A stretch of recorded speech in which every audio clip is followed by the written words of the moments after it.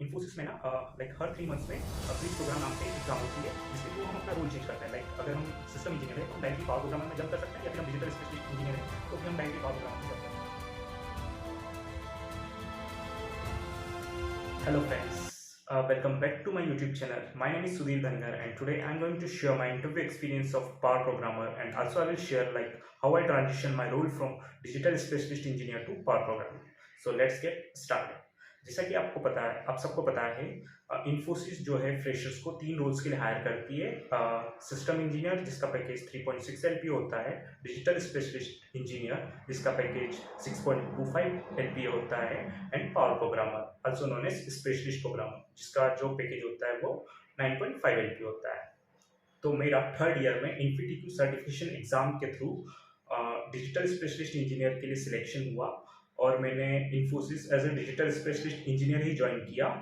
और फिर इन्फोसिस में जो होता है ना, लाइक ब्रिज प्रोग्राम होता है जो कि इंटरनल एम्प्लॉयज के लिए होता है। ये ब्रिज प्रोग्राम हर क्वार्टर होता है, लाइक हर 3 मंथ्स के बाद ये एग्जाम कंडक्ट होता है।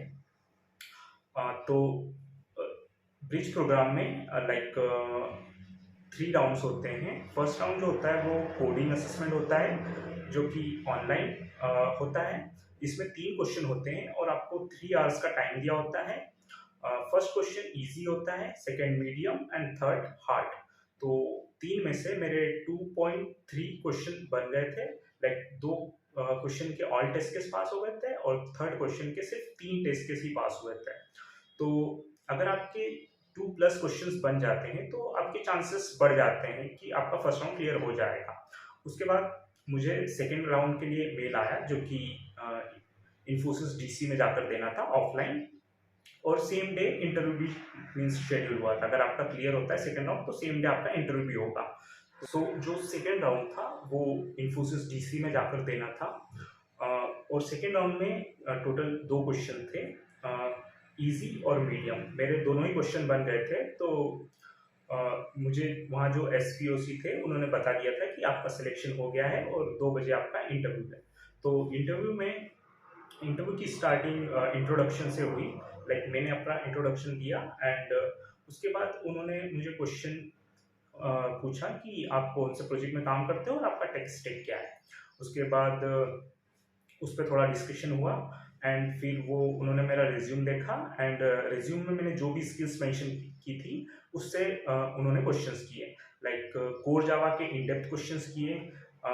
कोर जावा में से लाइक टॉपिक्स अगर मैं बात करूँ तो OOPs concept, inheritance, abstract class, collection framework, string buffer, string builder, data structure, उनके रियल टाइम एप्लीकेशंस, और फिर स्प्रिंग बूट का आर्किटेक्चर, माइक्रो सर्विसेज उसका आर्किटेक्चर, और डिपेंडेंसी इंजेक्शन, इस तरह के बहुत सारे क्वेश्चंस किए।